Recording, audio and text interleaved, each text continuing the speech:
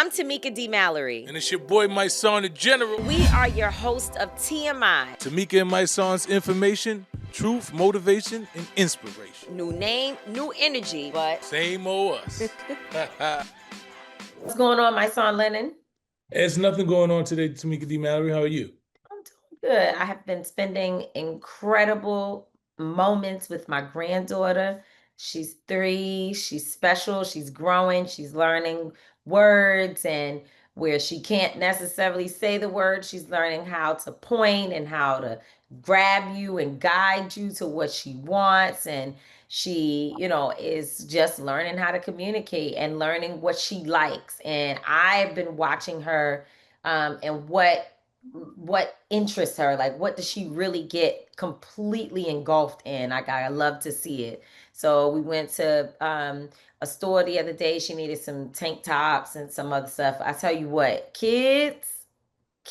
how is it that when kids go to your house, right, with all the stuff they had, the things that they wore when they was at your house last time for some reason don't fit or don't look the same? I don't understand it. Like, I don't get how from time to time, when the kid comes back, the same thing that was real cute last time is not cute anymore. I don't get it. So we had to get some t-shirts and some tights, and the tights done. Sis done ran them down. So we're picking those things up. And in the store, they have the little toys for the kids. These stores are so good at marketing and upselling you, because you go in to get one thing and they know how to set it up where there's stuff right there by the register that when you come to bring the kids to the register, you trying to get out and they pulling out, they want something. And she found these little figurines. I was trying to show her big things, not big things, but like computerized things, like press this, beep, beep, make the noises and whatnot.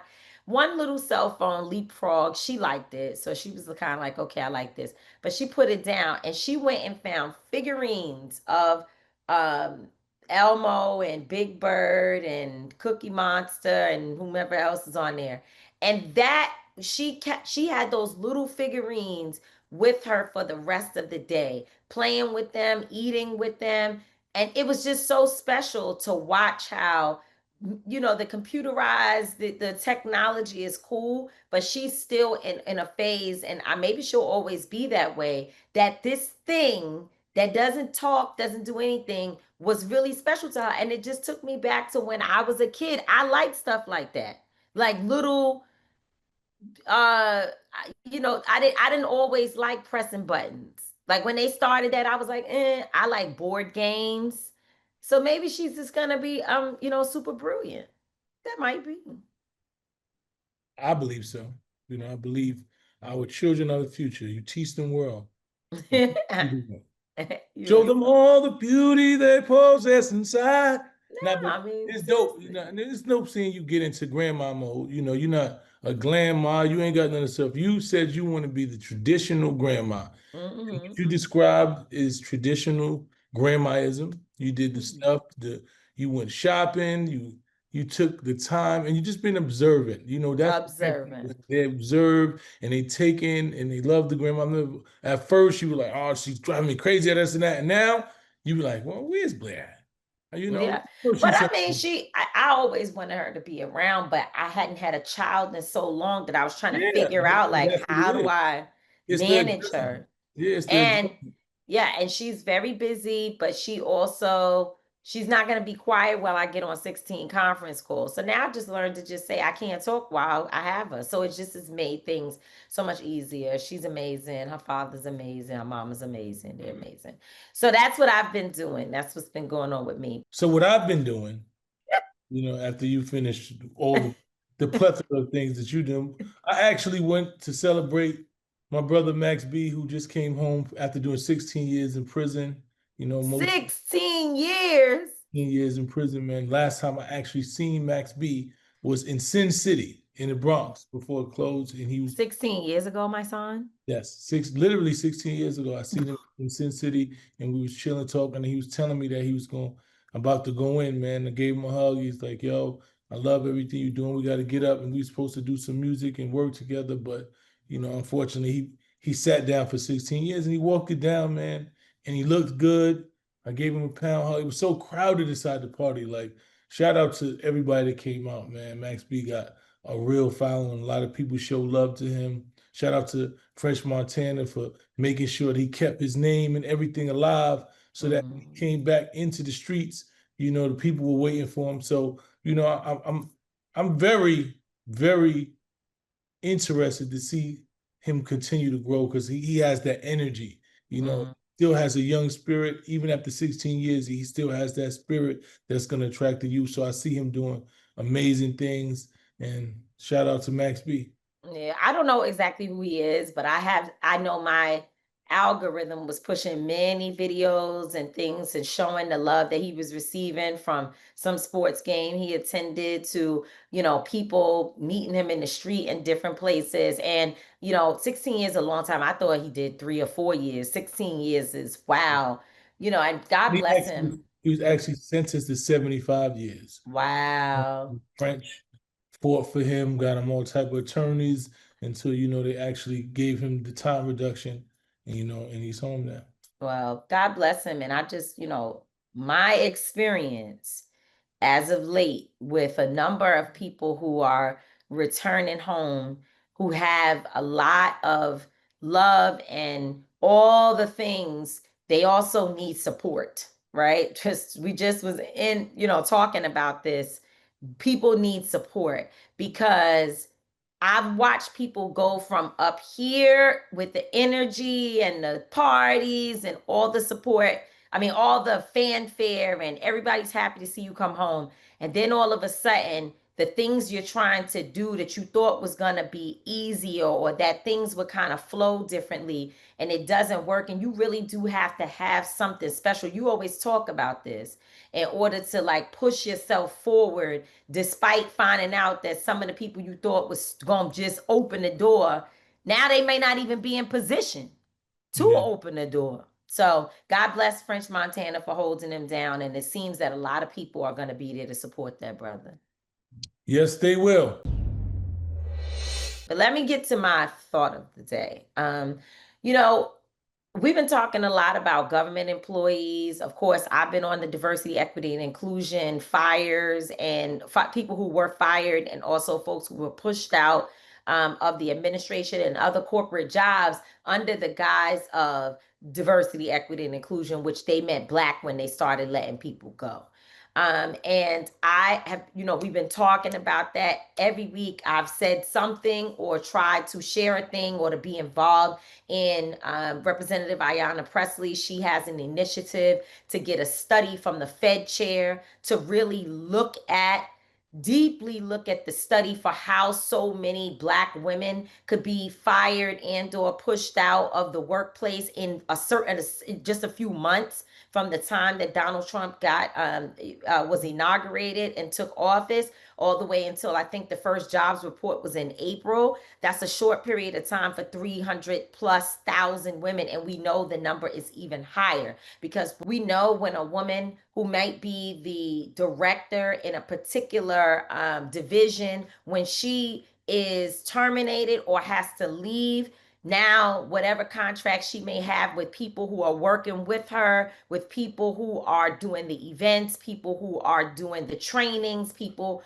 who are just working with her to get projects done, project management, those people also lose their income. And so understanding that, it's a ripple effect that rolls down through many layers of many people. So when you say 300,000 people have lost employment or 300,000 Black women have lost employment, that means it's probably double and it could be triple because again, that one woman represents contracts, represents relationships. She represents speaking engagements where she's paying people to come into her business or her institution to talk about their expertise. There's so much that goes into that. Black women hold the purse strings in a lot of ways. And that is one reason why we were targeted immediately out the gate They use diversity, equity, and inclusion to target us immediately. And we know that we know what happened because we saw that 300,000 plus white men were hired in the same time period that so many Black women were fired. And so, what I wanted to say for my thought of the day is that in the last couple of weeks, people have just been doing free things for me, right? Like I was in a restaurant the other day and somebody bought me some food. Then I was somewhere else and a person gave me $250. Some folks sent me a cash app, just to say, go get you some lunch. Other people like, you don't got to pay for this thing or that thing. I got it. I'm going to take care of it. And what that has done for me is to really lift my spirits that I'm not on the internet telling people what I'm experiencing, what I know, and I'm still a very blessed person, but I'm experiencing it. And I know a lot of other people who do the work that I do, organizing, people who are activists, people who are out here dependent upon you and me, like everyday people, to support them because there is no pipeline for funding that is secure. And it's not just corporate structures and institutions, educational institutions and otherwise that have lost budgets and people. It's actually foundations, people closing their doors and unable to continue programming. And in many ways, those of us who have organizations, small organizations, and or people who have make a living off of their intellectual property, we are also a part of this moment that we're in where we see a reduction in resources and an increase in prices.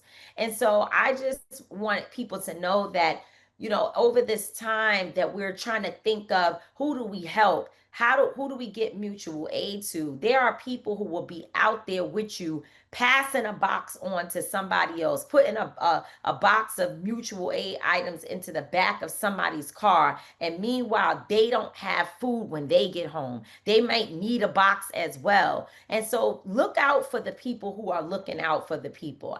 I'm not talking about us, which of course you can donate to untilfreedom.com. You can go to untilfreedom.com and you can donate to us right now. And we appreciate it because making payroll every 2 weeks is not easy. It has been a struggle. It's always a struggle, but it's even harder now. But just remember to take care of the people who are taking care of the people. There's a lot of folks out here who are doing great work or who are trying their best. They're out here fighting, talking. I was watching a sister the other day who's a content creator, and she said, I left my federal job, the federal government, for whatever reason. And then she said, and my husband was wrongfully terminated from his job.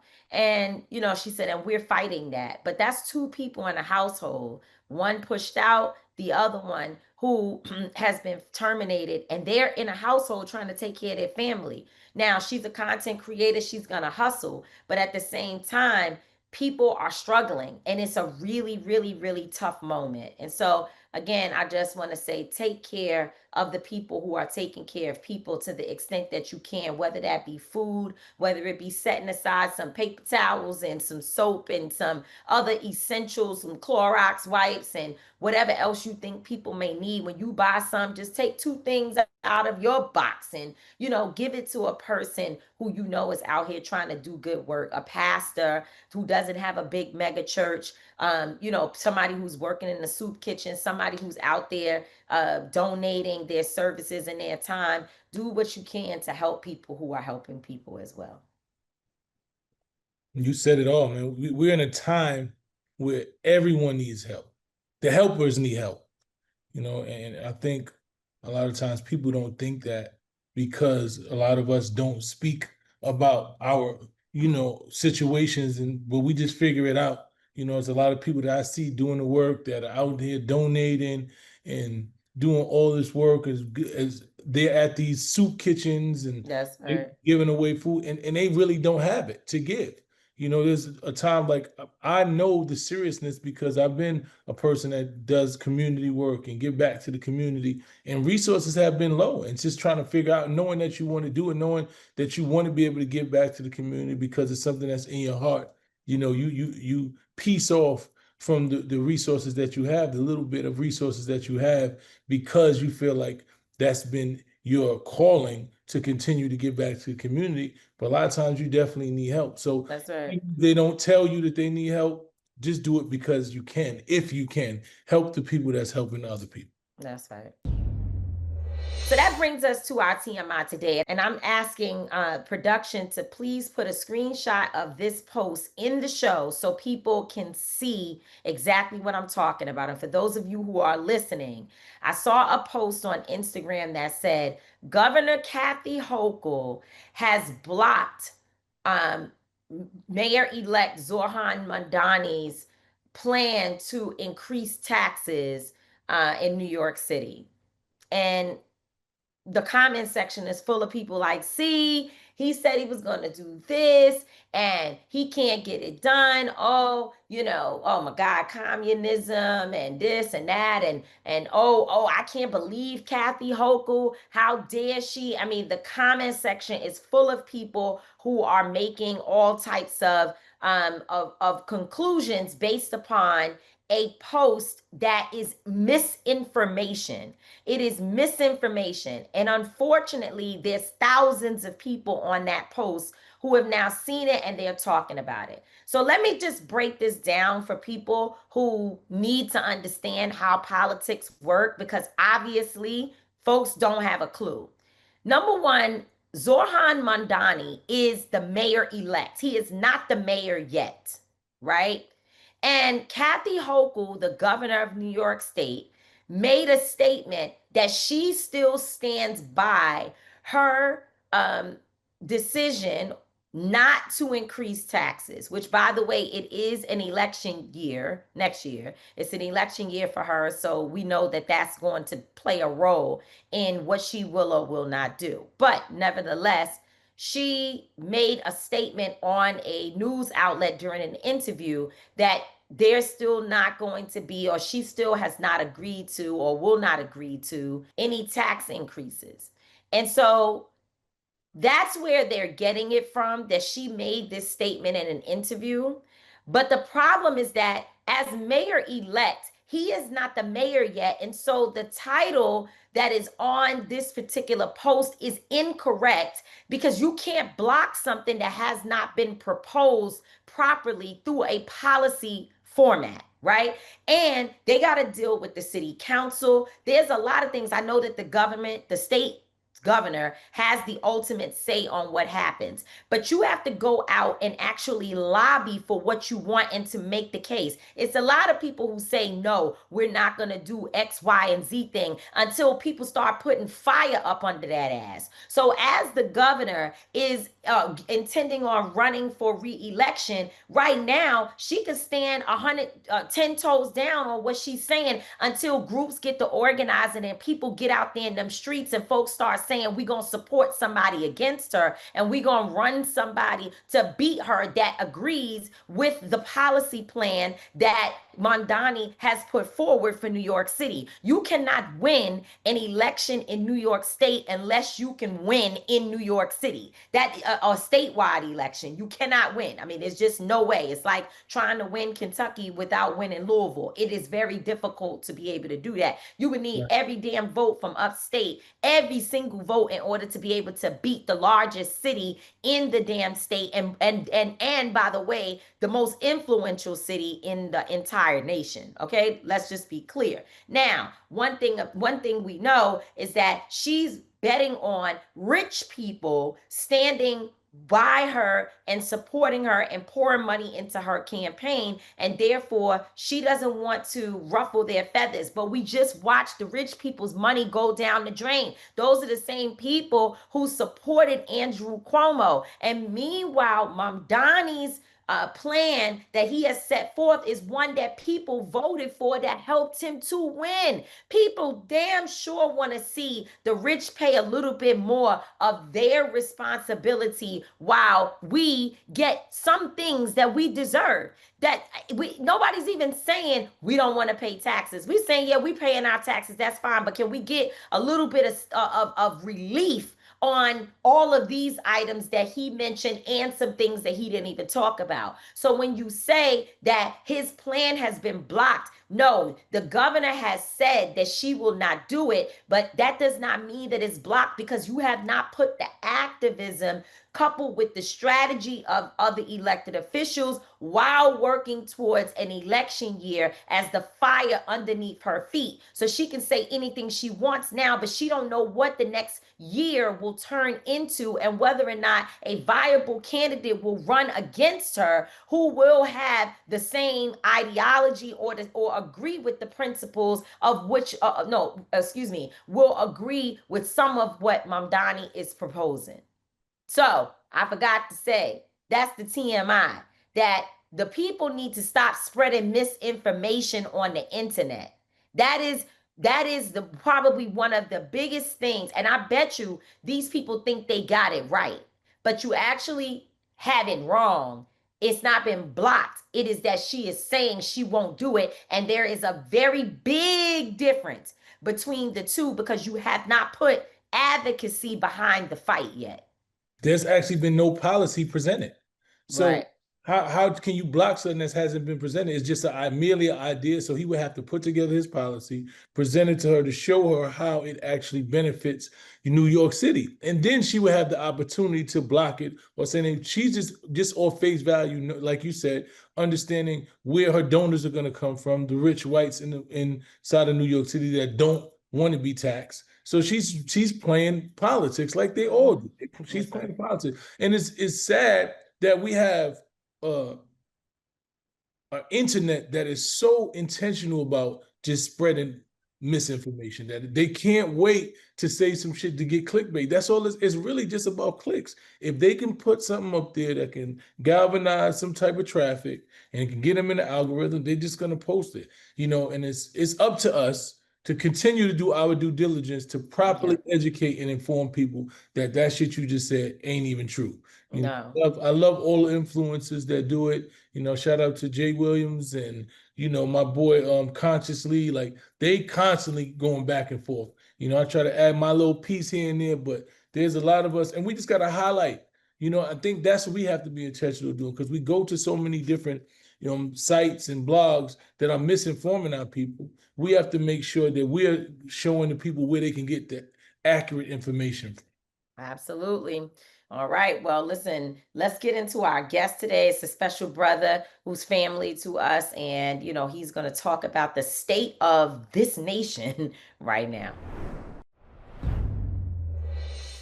So a regular friend joining us on the TMI show today. One of the jokes of TMI, but it's really not a joke, it's actually very serious, is that we always have great friends that do great things coming on to the show to talk to us about the work they're doing and also their perspectives on many issues happening in the world today. And the brother who's joining us right now is not just our friend, he's our brother, he's our comrade in the struggle. And thankfully, he's probably one of the comrades that we think most like mostly aligned on many things. So we don't have to fight and debate as much as we do with some of our other comrades. But we're being joined today on the TMI show with our brother, Dr. Wes Bellamy. And, this man has an extensive bio. I asked him for 3 things that he would like us to say about him today. And I won't tell y'all what he said around real but the 3 things that we want to highlight is he is currently the political science chairman at Virginia State University. He is also the former vice mayor of Charlottesville, Virginia, which is where I became aware of his work and how much he's connected to the movement. And he also has a new book out called Nobody's Coming to Save Us. Nobody's Coming to Save Us. Don't we know that? So, Mm. Dr. Bellamy, Wes, our brother, thank you so much for joining the TMI show today. Thank you so much, my dear sister and dear brother. Appreciate y'all. Glad y'all didn't tell all our family business. So always good to be here with my family, who it seems like I'm following around the country. Everywhere y'all going, I'm going. But always good to see y'all. Yeah. Likewise, we always gonna be where the fight is at. So that's why we always Facts. see each other. So give us a little bit of background, so people can get a little whiff of who you are before we get into the meat and potatoes about how we going to hell Sure. in a handbasket in America right now. So we can Sure, sure, man. So again, thanks for having me. My name is Wes Bellamy, or Dr. Wes, as some people call me. I am currently the political science department chairman at Virginia State University. I've been serving in this position for 7 years now. I served as the vice mayor of Charlottesville, Virginia for 4 years. What a lot of people know me for during that time period, I helped lead the effort to remove Confederate monuments, specifically Robert E. Lee and Stonewall Jackson. And that kind of kicked off this Confederate monument removal initiative across the country in some regard. Our city was the one in which white supremacists actually came and they unalived someone, rest in power to Heather Heyer. So we've been fighting in our community for a very long time. In addition to that, I serve as the chairman of our Charlottesville Redevelopment and Housing Authority Board, and I run a basketball league in Charlottesville called the Tonsler League, which is kind of like the largest pro-am basketball league in the state. So we have folks come from all over Virginia, DC, North Carolina to come and play in our league. For men, women, young folk, it's kind of like Gersh or Rucker. And shout out to my man DP at Gersh up in New York. A lot of friends and family up there. So I just try to do my part in the community. I love my people. If I'm anything, I'm a proud Black man. I'm a proud dad. And again, I'm willing to sacrifice for my people, which is why I think that we all align so much. So really happy to be here with y'all. Absolutely. So tell us what you've been doing lately in the movement. I mean, I think that the educational perspective of your life as well as the movement, they sort of collide because you're always like doing both, trying to Yeah. educate people within the work, but you also are really boots on the ground. And Yeah. I think, sometimes people see academia as being separate from being like really deeply in the movement for justice. And so I would love for people to learn more about your community activity and what you do to organize our people. Yeah, I mean, I think on the education side, it's important for us to have practitioners in academia. We need to have people who are actually doing the work. And this is no slight or disrespect to our friends and colleagues who work in the higher education space. We know that there's room for folks who write books, which, we've done, and there's space for folks to do research, which is necessary. But I also think it's important for our young people to be around people who actually are kind of doing the stuff on the ground within my community in Charlottesville. My role is more of a convener, if you will. Like right now, we're gearing up for our 13th annual turkey giveaway. Every Thanksgiving, we give away around 300 turkeys. And I'll just say like a quick side note for that, just to show the space of where we are in our community right now, or in our country right now. So people know the Sunday before Thanksgiving every year, West is gonna have, 250, 300 turkeys. I've already had 450 requests, Mm, like people reaching out. We've already have, and people are usually there hours before the turkey giveaway usually starts at 1 o'clock at one of our community parks. And people are usually there, 2, 3 hours ahead of time in line. And again, we're 2 weeks out, and I've already had 450 requests for turkey. wow. So I think it goes to show again, we got a lot of work to do in our communities, and our people need us.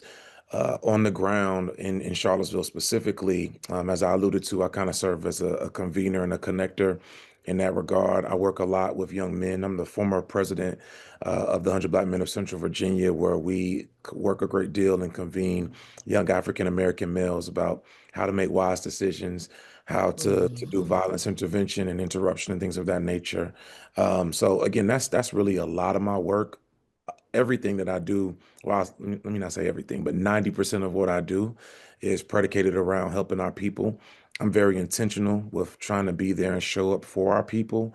And more than anything else, I think that, like kind of as the book says, it's up to us because there's nobody coming to save us. Like we are the ones that the ancestors prayed about, and we're the people that have to go out and again do the work on the ground, working with people, ensuring that assistance is there, making sure that mutual aid and folks have what they need, ensuring that we show up more than anything else, providing words of encouragement because we have platforms or people may view us in a particular light. And I think that those are the things that I pride myself on. And I'm just happy that God has blessed me with these talents and the ability and resources to be able to do so. So that's amazing. And we definitely going to get into the book because I love the title in itself because that's Yeah, definitely how I feel. But yeah. in this current moment, I seen you actually had commented. There was a new there was a new development, Hmm. the release of snaps prior to the rest of the stuff. But Ketanji Brown was getting dragged all over the internet. It's like she sold us out, who Yeah, this, that, and then I went to your page and immediately saw you gave the breakdown. I was like, yeah. okay, our sister, she doing what she's supposed to do. So give us a little take on that, and then give me a little perspective what you think is going on right now as Black folks are concerned right now. But just Yeah, before so you guys get into that, I just want to make sure for people who are listening who don't necessarily know what you're speaking to, the SNAP benefits had to go all the way through an appeal to the Supreme Court after the lower courts told Donald Trump that he had to release the resources. A right. Supreme Court justice, which is Ketanji Brown, did not vote affirmatively to force him, right? Yeah. So I Right. guess that you'll explain the details of that, Yeah. to force him to pay the SNAP benefits, and that's the reason why people were dragging her. So go ahead. Yeah. So essentially how it works is that there's a series of courts, which some individuals may know and some individuals may not. Like when you're going through the process of having funds released. So the a lower level court, if you will, mandated that the current administration and President Trump release the monies in full to states so that SNAP benefits can be paid. They want to make sure, just in plain terms, those money goes from SNAP to your EBT card to make sure you can go and get groceries or whatever you need to feed your families. Well, the administration sued and said, nah, hell nah, we don't want to do that. The procedure is that a certain Supreme Court justice will be the one who gets to hear emergency cases, if you will. And Mhm. that particular person in this instance is Supreme Court Justice Ketanji Brown Jackson. So, because it fell in her lap, what she did was something that I believe to be brilliant. And I think that before we go into like exactly what she did, I think this is also a lesson in grace for Black folk. Like in leadership, we can be extremely hard on each other even when people have shown time and time and time and time and time again that they're for us, we don't always give each other the benefit of the doubt. And I think that it's incumbent, like it's important for a lot of us, y'all, to take a second and think about what people have done, like what they've shown you with their track record, and then is what you think they're doing now actually what they're doing? Because if they ain't never sold us out before, why are they gonna sell us out now? Like that doesn't make any sense. So what our Supreme Court Justice, dear sister, did was she allowed for Trump to be able to say, okay, you don't want to pay the money right now. All right, cool. But what we're going to do is send this back down to a lower court. She sent it to the first circuit, which is full of essentially Biden and Obama appointees. And she allowed them, she told them that you all need to make a decision with haste, essentially saying y'all need to do this fast. What she knew was that if she was to say, okay, I'm going to stay the order or deny the order, it could then be heard before the entire Supreme Court, which would have done two things. One, it would have took a much longer time and the funds would not have been released in an adequate amount of time. Secondly, the Supreme Court could have also said, "No, we're going to rule inside with President Trump because we know he has the overwhelming majority of the persons on the court." We know that the Supreme Court, this current Supreme Court collectively is, in my opinion, they just work for Trump. They do what he says. So she knew that. And what she also recognizes that by sending it back to the first court, who again, these appointees are Biden, and Obama appointees, they're much more favorable to rule in favor of having the funds released immediately, and the process would be much shorter. So by Mm-hmm. her doing that, she knew that by the time it comes back to the Supreme Court, if it has to be argued again, the monies will already be released, which was Mm-hmm. brilliant. And she played a long game, which made some folks upset in the immediate. But again, it just goes back to saying, like, yo, we gotta give folks in some regard the benefit of the doubt. I know Mm-hmm. it's hard because we've seen people time and time and time again really mess us over. I don't know if we can curse, but they Oh, really, we curse yeah, here. yeah, like people Yes. fuck us over like over and over and over again. Especially sometimes we think that it's our own people, they're saying all your skin folk ain't kinfolk. But Justice Brown, she's shown that she isn't one of them. And again, I think she made a brilliant move that required us to read and then Mm-hmm. understand the strategy. And once we were able to do that, I think people were able to get it. The tweet, I mean, the thread, people, I think, didn't quite understand initially what she was doing. And this also goes to politics. Like, we got to be able to break things down in layman's terms that our everyday person can understand. And I don't think we always do a good job of that. You know what I mean? And that's what people like us are here for. Well, I didn't even realize that Ketanji Brown was the deciding factor in this. So when I Mm, heard that it went to the Supreme Court and the Supreme Court has sided with Donald Trump, I imagined all the members. yeah, yeah, And it was really when you said, on whatever, we're on 900,000 threads together, yeah, talking about everything you could think of. And on one of those threads, you said, no, well, let me just break this down for you guys. You said it in a paragraph. It didn't take you three, yeah, days and a whole dossier yeah, to help us understand. And it made perfect sense to me. And I do think, yes, we have to make sure that we educate our people. We also have to understand that folks, social media has turned us into a 2 second snap. Like if it ain't there in 2 seconds, we're not Mhm. gonna know. And by the way, unfortunately, they don't follow us at the rate that they follow the Shade Shade Room room, and spiritual Hollywood world, all this. Unlocked Yeah, and yeah, yeah, Baller Alert and all these yeah, other places. And I shout out to Baller Alert and even Hollywood Unlocked because they do try their best to like give you a little bit more information so that you're up to speed on what's going on. But overall, the vast majority of social media is so fast, it's yeah, hard for people to get the information and they don't have people in their lives like us. Yeah, Yeah, and it's clickbait orientated, right? So yeah, right. they don't give you any of the actual facts. They just say this is what happened, knowing people gonna Yeah. click on it, and then you don't really get the average person is not gonna go for the details. They're not gonna look into it. They're not gonna do the whole reading. They're gonna read that little clickbait. They're gonna yeah. listen to 2 seconds of the thing, and then they go say, "Oh, they sold us out. It's over. We ain't got nothing." We told y'all. I We told told you. y'all. Yeah, And she's playing a long game. And by the way, there are times when you can't we're not going to sit here and say that she or anyone else or you or me or my son will always make the decision that most people want us right, to make, right? right, Because right, when you Right. are reading the law, and this is what I was saying about a couple of cases, I would not bring you into our regular arguments that we have on this show. But uh, I was telling some people, I went and sat in a courtroom with a sister who was shot by a man. mm, And I listened to what happened in court, hmm not what your grandmama and them said, not what so and so blogger wrote and this influencer and that person or whatever.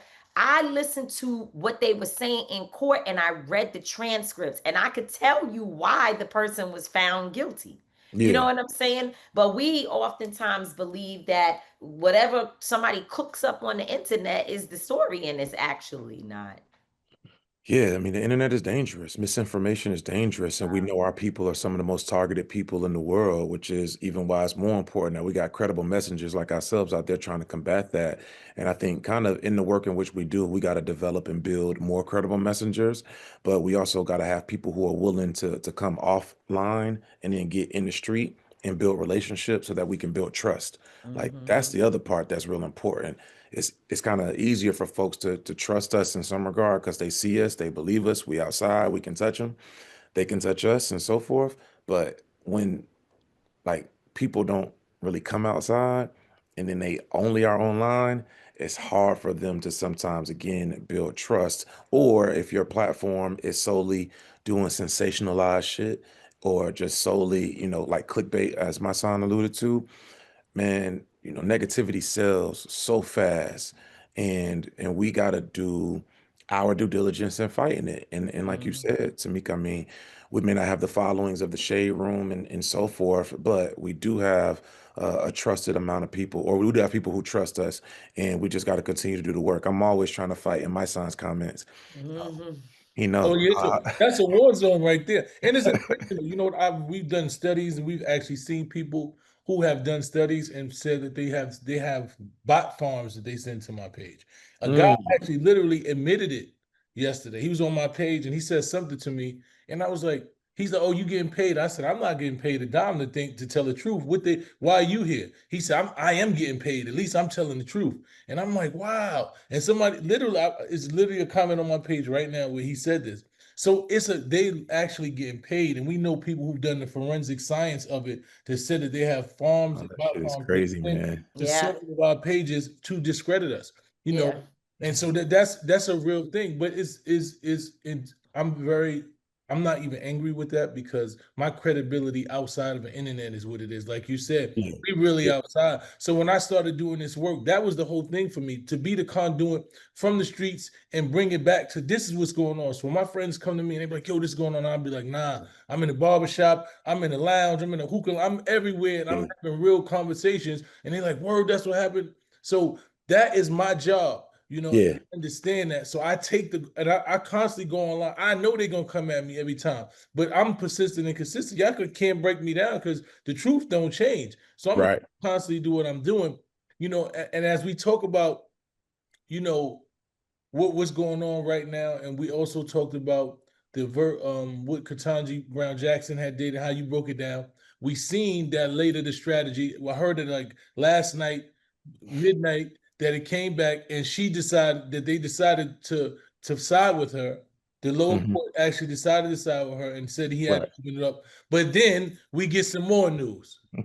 We get some news that the Dems pretty much caved and they got 8 votes, that was needed Yeah. to open up, the government again. What is your take on that?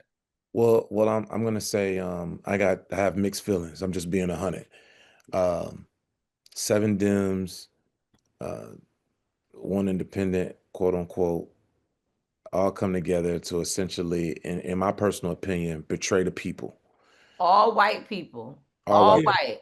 And two of them I know. One of them I know really well. So I ain't gonna Tim go into Kaine, too that's much. your guy. Yeah, I mean, yeah, we had to have a conversation. Like, bro, help me understand. You know what I'm saying? Like, why would you make this decision? So again, like, I have mixed feelings. On one end, I can understand somebody saying, "Yo, man, I can't take it no more. Our people need resources. SNAP need," like as it was said to me earlier. A senator said, "Yo, the population you work with the most." They need their benefits. These individuals can't afford to continue missing a paycheck. We have to be able to do the right thing. But then it's like, yo, you made people wait 40 days and you knew this was going to be the end result. So there's righteous anger in that regard. And this is where my disappointment comes with those individuals, those 7, 8, whatever, who decide to make this decision. You can't go and fight the devil and not be willing to go to hell. Like, we're gonna have to be willing to go to the depths of where these groups are in order for us to be able to get what it is the people truly need. Not necessarily just what we want, but what we need. And a promise of a vote, a promise, a trade in 40 days of hell, quote unquote, for a promise of having an affordable care vote later down the line is just not it. And I think what's missing in this, my son and Tamika, what I think some of us may not be thinking about and or considering, not all of us, but some of us, is like, yo, these people, these Republicans are never going to vote for the Affordable Care Act because they associate that with Obamacare. And Obama to them is the equivalent of the Antichrist. Obama to them is the worst president in the United States' history, and much of that is predicated on race. Trump is himself infatuated and overly infatuated with Obama. He has some inferiority complex, specifically when it comes to the 44th president of the United States, and he wants to undo everything in which Obama brought forth. He even has floated the idea of calling this Trump care, getting rid of the Affordable Care Act or Obamacare and creating Trump care. And he was willing to go to the depths of all depths to get what he wants. That includes ending the filibuster. That includes lowering the threshold for those who aren't aware. Like right now, you need 60 votes to be able to get things through the Senate. They were going to end the filibuster, make it where you only have to have 50 votes, where the Republicans already have that amount of number. They were going to continue to gut voting rights. They were going to continue to push their efforts to get rid of any early voting. So all voting had to be same day because they know when more people vote, Democrats usually win. So, there's this thought on some of the persons who voted to reopen the government, quote unquote, that we aren't going to get anything anyway. This is the best that we can get, and let's stop the suffering. But again, it really makes, in my opinion, collectively Democrats look weak, even though it was only 8 of them who decided to take this stance. So we got work to do, man. And Tamika, you said something before we were recording, and I'll shut up with this, but you said, nah, people deserve to be able to have the time to grieve and be angry and be upset. We gonna fight. We know that. But we can't just pretend like people didn't feel betrayed. And they have every right to feel betrayed because in many ways, that's exactly what happened. Yeah. Let me just say that my son and I were talking about this earlier. That there's a place, right? And we read this on memes all the time. I know it comes up on my social media where it says when it gets to that real hard place, that's when you're about to have a breakthrough. You got Mm-hmm. to go straight through. And I was giving him the example of when my son used to be in Taekwondo, Mm-hmm. and he's a little thing, and they would say, punch these boards. Yeah, And he yeah, would hit the boards, and anytime he hit it and pop his hand back, it hurt. yeah. They Mm-hmm. would say you have to go all the way through if Yeah. you're going to break the board, right? Mm-hmm. Mm-hmm. And Mm-hmm. I feel like this was one of those moments. The overall concern for me, or the place where my heart bleeds, is that it's two things. First of all, I feel that people are not aware of the war we're actually fighting. Facts. And I talked about this last week on our show, that we have the foresight and we know it's like God gave Black people something different. And He Mm-hmm. certainly gave Black women a fire in our belly that tells us when something is stirring. And Right. my stomach tells me that we're in the part of the war now where we're not going to be able to use the old tools, right? Like we're Mm. going to have to go, or at least we're not going to be able to use our most comfortable tools that we keep with us all the time. We got to Right. go in the shed and in the back and to the army base and get the goddamn on bazookas. And people Yeah. there's going to be casualties of in this war. It's already happening, right? Yeah. And the second thing I would say is that the people who voted to side with the Republicans to open the government back up and to pass this piece of the CR and all the things that we know have happened, and they claim, well, we were able to get the vote and some appropriations bills passed and a pause on firing of the Yeah. federal People workers gonna get and gonna get back pay and yeah, right, a prevent couple you of from being things fired that they moving said that forward. they got. They are very privileged individuals. Yeah. So it is actually the opposite of what they're saying.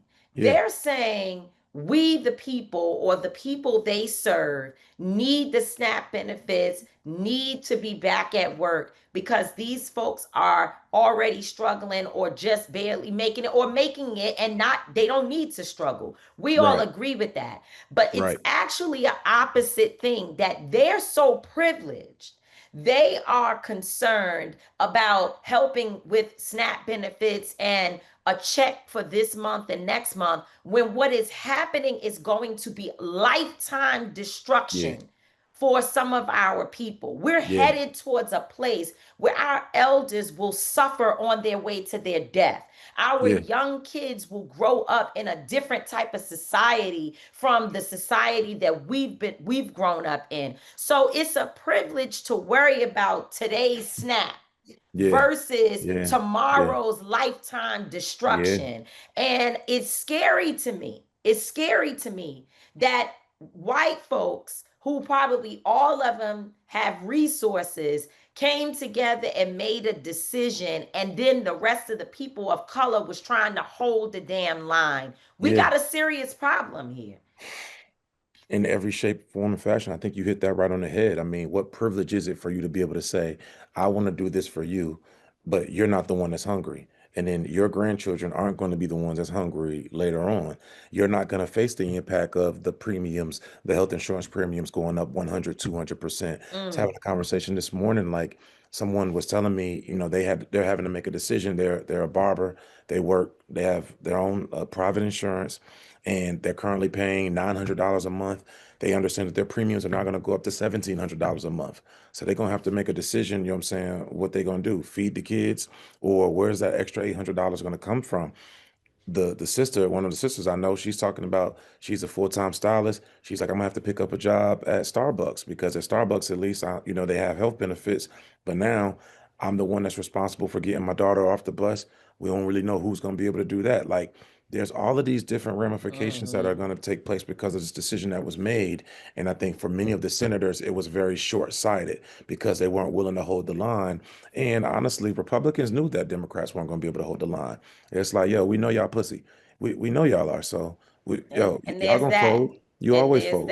But we do have to give some credit to those who did hold the line. For people who still voted no, I would not give that to Chuck Schumer, because I am very politically astute. Okay, I may not be an expert on articulating everything that I see, but I have very good discernment, and it is very clear that Chuck Schumer selected a group of people who he knew didn't have much to lose, because I don't think your senator is running for re-election, is he? He just won re-election last year. He got another 5 years left, and so that's that. And so most of them do not have a political battle ahead of them, and therefore they were able to vote yes to side with the Republicans, while Schumer voted no, to seem as though he was with his caucus. But if you are a leader and you don't have your house in control, then you're not really a leader at all. So if you voted no, the rest of those 8 people, or 7, seven, because the independent were supposed to vote with you. And if you couldn't whip those votes, even if the conspiracy that I'm saying is not real, which I believe it is, but let's just say it's not real. There's a lot of validity in what you're saying. I think we all willing to bet that. But let's just say it wasn't real, and he really tried, and they just wouldn't follow his direction. That means that he no longer is the leader we need in this moment for this fight, because we have to have somebody that can whip their people into shape. Yeah, there's no other way around it. He's not the leader that the Democratic Party needs anymore. He needs to be primaried. I mean, quite frankly, that's really what needs to happen, and he needs to be challenged in terms of leadership. I agree with you. I'm super proud of specifically the 4 Black senators who've been holding it down. They all voted no, and again, there's 40 senators who consistently for 40 days voted against making this kind of treacherous decision. And because we had a few who decided to do otherwise, the whole nation as a whole is going to have to suffer. But there will be consequences. I think collectively, the people will not forget this. Yeah, they definitely won't. And I was having that conversation today, having it yesterday, that people are tired of just the status quo. Yeah. Tired of the same old, you act like you fighting, you take a knee, we say we fought a good fight, and we never put a kente cloth on. Yeah, we put a kente. We never do nothing. We never actually go to the last. We don't even go to the decision. We don't even we quit in the 5th and 6th round all the time. And it's sad because the same people that call them out will sit there and say later on, well, they didn't fight, but they did fight, or they tried to fight. No, like we want to see y'all do the same thing. I had this conversation. The same way that the Republicans are they are aligned. They are completely aligned, regardless of what's going on, win, lose, or draw. Trump say do this, that's what they doing. And we don't publicly. Yeah, we do not have that wherewithal to fight that. We've never had it. Even when we was in the position we had the majority in certain places, we just don't do that. We always want this bipartisan shit, and they don't want bipartisan. They're here to have what their will by any means necessary, and we keep having the same kind of fight. The rules is gone. You gotta take the gloves off. You bare knuckle boxing. Like this shit is MMA, and y'all out here trying to box with gloves. No, this is not even gloves. Y'all trying to slap box. Yeah, y'all slap. Y'all ain't exactly. Y'all ain't even got good. Y'all slap boxing, and they trying to power drive you and knock your whole out. Like this is for real, and it's like I'm just so tired. I'm so disappointed. Like I went to sleep last night. Like damn, it looked like this was the first time I actually looked like we was actually fighting for a little while. So it's disappointment that it ends the same way all the time. But you know what that says to me though, brother Mysonne? I mean, honestly, I feel like that says that some of us are going to have to run for these offices. We're going to have a new level of electoral candidates. We're going to have different people who are willing to hold the line, people who may be non-traditional, people who may have, some shit in their past, or they've said this wrong or whatever. I don't think we need perfect politicians. We need real people who are willing to play this game, quote unquote, the way in which it needs to be played for the people. And people who honestly don't give a fuck about how things were before. We got to figure out how things are going to move forward now. Us trying to use the playbook of yesteryear isn't getting us anywhere. We're seeing that we're dealing with a group of motherfuckers right now who are like, yo, we don't give a fuck. If Trump says we not doing this, we not doing this. And excuse And my they language. lie. And they lie, Yo, I lie, will lie, lie lie. to you. I will look you When in your face and lie. I when look you Mike right like this. Johnson when Mike Johnson got up on that TV and said that the reason why Trump was involved with Epstein is because he was an informant working for the government, I said, oh, wait a minute.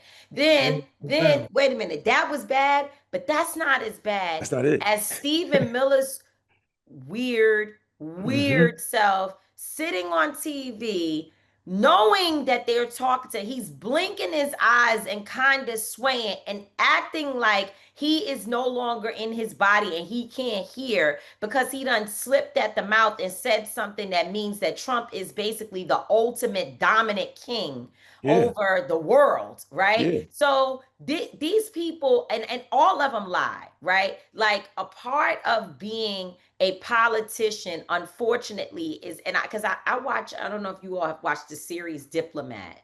But if you haven't, you should check it out. It gives you an understanding of what's going on behind the scenes, like many of these presidential series. And I was watching the last episode or last two episodes, and something happened, which I won't be a spoiler.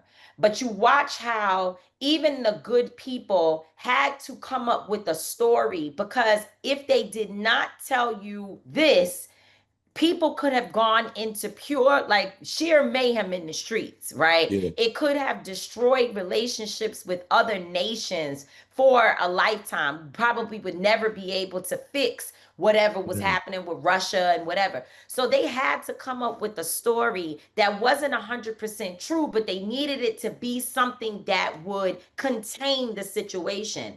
That is a lot of times national security and international relations and all of that. It requires these people to tell you, because you can't handle the truth. Nah, For real. Yeah. You can't handle the truth of knowing that somebody who was sitting in the Oval Office is an actual turncoat who has the secrets to, some other stuff, and they went out and leaked it somewhere. You can't handle all of these details. So Would be hysteria every day. It would be hysteria.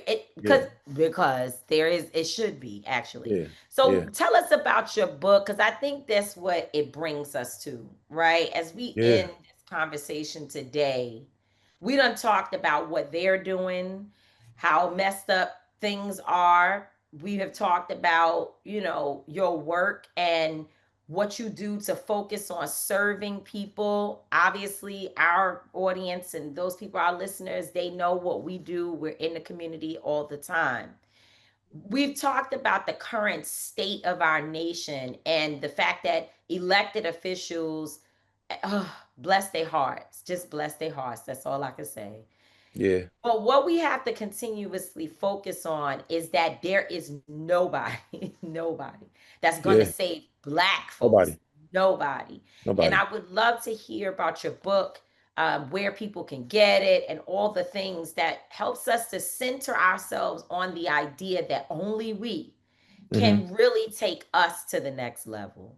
Yeah, so again, the book is called Nobody's Coming to Save Us, The Black Print for Leadership. And it's really, in many regards, like a guide of sorts for future Black leaders, folks who are currently in leadership, and those who may have been doing so for a while. It's 14 chapters, really, of lessons that I've learned while serving in office, while being in the community, while working with our cousins. There's a lot of there can be challenges sometimes with working with our kinfolk, and we know how that goes. But then also lessons to each leader about taking care of yourself. How do you ensure that you have time to just release? Like one of the things I talk a great deal about in the book is me being selfish with my time. I have non-negotiables when it's time for me to go jog or play basketball. Those are things that I like doing to bring enjoyment for myself. And I'm not budging or negotiating about my time because I'm going to ensure that I have the time to reset and refill my cup. So lessons such as that. My brother and our brother Jeezy wrote the foreword for the book, which I was super happy about. And there's a lot of lessons in there. Both of you are mentioned in it in terms of just different ways in which people can advocate for a wide variety of different communities, how there's different ways in which we have to communicate with different constituencies. You can't say the same thing to everybody at the same time. Also understanding that a lot of our people are hurting, and that could be from, a history of traumas, substance abuse, as our dear sister and our leader Joyce DeGruy talks about post-traumatic slave That's syndrome right. and how post-traumatic slave stress, rather, excuse me, and how it can be trapped generationally in our bones. So we have to have grace for our people, but more than anything else, we have to continue to work. So I'm just really proud of the body of work that we were able to put together. It can be found. The book is available on Amazon, Barnes and Nobles, anywhere in which you can go and get books. And the book is only $9.99. I got into a lot of trouble for pricing the book so low, but I really wanted it to be something in Access. which our people can get their hands on. It's not necessarily about making a bag, but it's more so about helping our people and having an impact. So, I love us. I know y'all love us. So we're encouraging everybody to go and get the book. We're right now on a 6-city book tour through the rest of the year. Our dear sister Angela Rye came down to my school last week and helped us kick it off. We'll be in Charleston, South Carolina.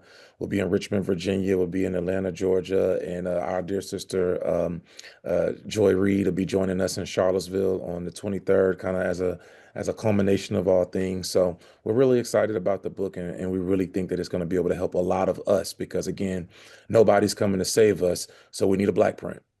I know that's Well, right. I just want to say, man, I appreciate you for just being who you are. It's very few visions of masculinity, Black masculinity that I respect, that move in the manner that I move, that I could connect with, that the people that I come from, the community that I come from, that I can point to and say, look, there's a brother that's like us that Yeah. understands and identifies and has the same movement, mind state, ideologies that we have that's actually doing this work. So you can model yourself after that. That's what I Yeah. wanted to be. So when I see brothers like yourself who actually went to college. I never had the opportunity to go to college and be a professor, but I utilized, I went to the School of Hard Knocks and I Yeah. got a PhD in that. I graduated Yeah. top of my class. You got the ultimate doctorate. Yeah. Exactly. I got my own doctorate, but I love the fact that we have educated brothers like yourself who are able to maneuver through all of these terrains within the streets and the suites and constantly growing.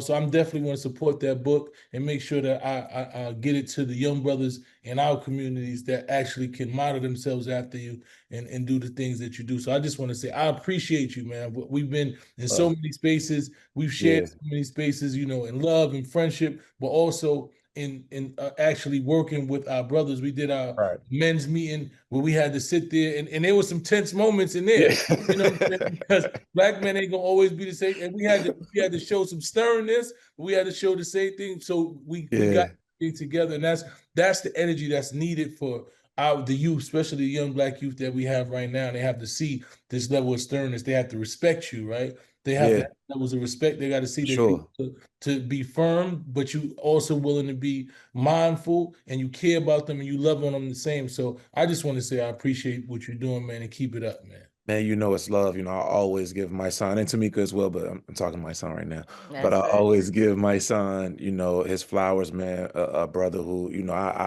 I respect you to the utmost, man. All the work in which you've put in, and I think that one of the things that we all have to do, like brothers like yourself and myself, we got to be intentional with saying like it's okay to be where we're from, but also just not do dumb shit all the time. Like it's okay to do community work, bro. And in fact, if there wasn't someone who was doing community work, we might not be where we are right now. So some of us have to be willing to take on the mantle. That don't make you soft. That don't make you lame. That don't make you a sucker. You know, standing up for your people is honestly one of the most noble and honorable thing that you can do. So we have to continue to encourage that, man. And I think the more that we continue to show that, the better off things will be. And just I'll say this last thing, like one thing that I personally appreciate about all of us, Tamika, Stephen, Reverend Green, like I feel like just me personally, I feel like way more of us get along than not. And because we all get along and we find ways to support each other and not be callous or mean to each other, it only helps the movement. In our age group and generation, again, I'm only speaking from my perspective. I think there's so many of us who get along and find ways to work together opposed to doing harm towards each other. And that's the true example that we can send, you know, to the folks coming behind us. Y'all two always answer the call whenever, you know, I ask y'all to do something, or you all ask me to do something, or Reverend Bryant asks us to do something, or Melanie Campbell asks us to do something. We always try to do our best to show up, be present, and help each other. And I think that's what's truly going to continue to change the tide. So we just got to keep it going. We're going to get there because the ancestors told us that we're going to get there. Absolutely. Amen. We have such great examples. Thank you, Wes. We appreciate you for being a guest on our show today. I was excited about you coming because I know you're such a brilliant brother who's so well capable of articulating Well, where we do me are. a favor then. Sorry to cut you off. Do me a favor, because you know my aunt adores Tamika, my son. Let me just tell you, Ah, my aunt, my aunt Rosa Jackson. I love you, Auntie. My aunt will beat me if I don't do what Tamika needs me to do. If it ain't something Tamika want me to do and I don't do it, well, what's Auntie my aunt just Rosa's get me. last name? Jackson, my Auntie aunt Rose Rosa Jackson. Jackson. I hope Aunt Rose Jackson. I Yes. hope that you get a chance to listen to this show. Your incredibly gifted nephew is a gift to Black people, and we are so grateful to your family for raising such a wonderful, powerful young man. So God bless. Thank you, Wes. Thank you so much for joining us, and we'll see you on the other side. We'll see you soon, I'm sure. Let's get to work. All right. Peace. Love, King. Love, Peace. bro.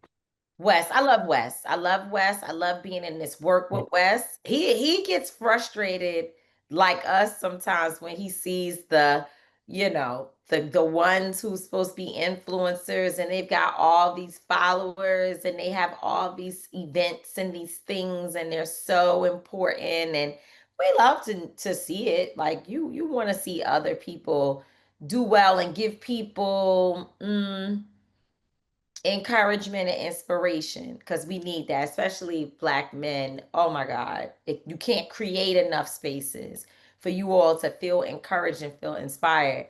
But he and I always talk about like the misinformation that some of these people spread, how hard they make it for us to be able to do the work that we're doing.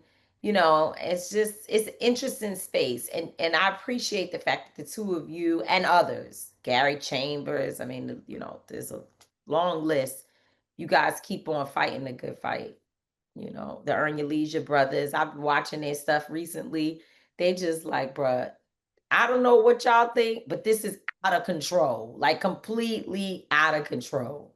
I like the fact that there are, an elite group of us who are raw and get it and just say the truth. The Earn Your Leisure brothers, they always wanted to be just paying attention, right? Just saying, okay, I'm not gonna go with either side, even though we come from the hood, we more democratic, but we want to give our people, a broad array of information. And when shit start getting fucked up, they say, nah, this shit ain't right. Like shit is fucking up out here. Like I don't know what y'all thought, but this shit ain't right. Yeah, I love the fact that we just have brothers that are, that are in tune with what's going on in our community, and actually giving true facts and real life conditions that we actually dealing with. And that brings me to my I don't get it for today. What don't you get, Mr. Lennon? I don't get how people are going to be able to afford health care. We realize that at this moment, it looks like there might be a deal to reopen the government. 7, like we just finished having this interview and Wes spoke about, there are 7 Democrats and 1 independent who looks like they're going to side with the Republicans to reopen the government. And I don't think people really understood. I don't know if they do, but I just want to give you some clarification of actually why the government has been shut down for the longest it has in history, which right now is 40 days. So I just want to make sure that everyone knows what's going on. Right now you have a premium that you pay to the insurance companies monthly. I don't know what your premium is. It may be $300, $400, $500. It's based off maybe your employer. It's based off your income. And when they get rid of these subsidies that are set to expire, your insurance premium will raise anywhere between 30 and 75%. Now, at this point, the average person is barely able to pay the premium they have now. My own story, my mother's been passed away for 3 years now. And when she was going to the hospital, I had to go and get her medication, right? And I would go in there with her Medicaid card or whatever she had to get it. And the amount— Not Medicaid, she had insurance. Oh yeah, she had real insurance. I forgot my mother worked for the Board of Education, so she had real insurance. And not to understand that I was paying $400 and $500 every time I was getting medication, because she had cancer medication, so there was all types of painkillers and this and that. And every time, once a week or every other week, there was a $400 and $500 bill that I had to pay out of my pocket. And it was unreal. And I just couldn't understand why we was paying so much to keep someone alive. Like it's unreal what this health industry is doing. But to bring you back to my point, the average person will not be able to afford health insurance. That's right. What they're saying is that the healthy people are going to pretty much just say, I don't need insurance because I don't go to the doctor, but maybe 2 or 3 times a year, not even a year, every other year, I don't get sick or anything. And what's going to happen is the premiums are going to raise higher because the people who actually are on insurance, it makes the premium go higher, just like anything else. If you go to a store and people aren't really buying, then they got to raise their prices because they got to figure out how to continue to make the price point and pay the bills. So the insurance is going to get higher. People are going to lose insurance and people are going to die. People are going to get sicker. People are going to get sick and they're going to pass away. So I really don't understand what people think is going to happen. I don't get how people are going to pay for the insurance, and I don't even get how America is the richest country in the world, and we have countries who have less, who have universal health care for everyone. But we are raising our premiums and making sure that our people don't live. Now, understand that people want their SNAP benefits. And that makes a lot of sense, especially we're around the holidays. People want to go out and get their turkeys or whatever they're trying to do. But they're making us choose between death or death, right? Because if you can't feed each other and you can't eat, then you're going to die. And if you can't go to the doctor with a good premium and be able to afford the doctor, then you're going to die. So we really are caught between a rock and a hard place. And it's really sad that we're in this moment. Once again, the Dems seem like they're going to cave. We don't know. We still have a couple of days to figure out because I believe that the vote is coming up soon. But it's just sad that we never really want to fight for anything. Never really wanted. People don't understand. You can't go to heaven if you don't die, man. It's casualties in war, there's sacrifices in war, and we're not prepared to win a war because we're not prepared to fight. Well, they would say they're fighting. I don't know. There's a lot of things that we've already discussed about it. They would say they're fighting. I think that it's more than a fight now. I think it's it's more than a fight. But I do want to say a couple of things. You had talked about the Affordable Care Act, quote unquote, Obamacare. And we were talking about how expensive that is. Like, Obamacare is good, and there's a lot of people who have access to benefits, but it is not in any way, shape, or form just this, like, free $2 cheap insurance. It's not that, buddy. It's not. And part of the reason why is because when President Obama and his administration first announced that they were working on this sort of, affordable care option for people's health care, they went through so much hell with the Republicans. Oh my God, blocking, fighting. I mean, it turned into a literal bloodbath. And I'm not lying. Like, people, it was on. For anybody who was paying attention, this was a war for them to be able to get Obamacare passed. You know what? It also stripped, of course, with any fight, when you've got all of this push and pull and back and forth, there's concessions being made. The bill is getting watered down and changed to address the concerns of the other side. And so part of why the premiums are higher than what was originally the plan is because the Republicans was doing they was doing their thing, not wanting to provide subsidies for the American people. And right, and I feel like exactly they whittled it down in many ways. And so it's so many things that we don't pay attention to or don't necessarily understand in the moment. I'm talking about myself included, that you end up finding out later on how this played into this, plays into this, plays into this. Like, it's a long game that these people are playing. And we've got to be civically engaged all the way through. This is not about who we like. It's not even about who's going to do all the right things. In many ways, we are in a process of, one, harm reduction. And the second thing that we're dealing with here is what is sensible in the moment, because our children are going to have to pay the price for the decisions that we make today. And what is happening in this country with Donald Trump, the MAGA, and the Republicans and all these people is sad. And here we are with some Democrats that's too scary. They never really had, other than winning an election, maybe a couple of things in their lives. Maybe somebody is a veteran. I'm not going to say they're not, because I don't know. But they ain't fought in the street. They haven't had street fights growing up. Like, in the project, street fights where you have to figure out how you're going to eat, how you're going to survive, and how you fight your way through until when your mama tell you either you fight them or you fight me.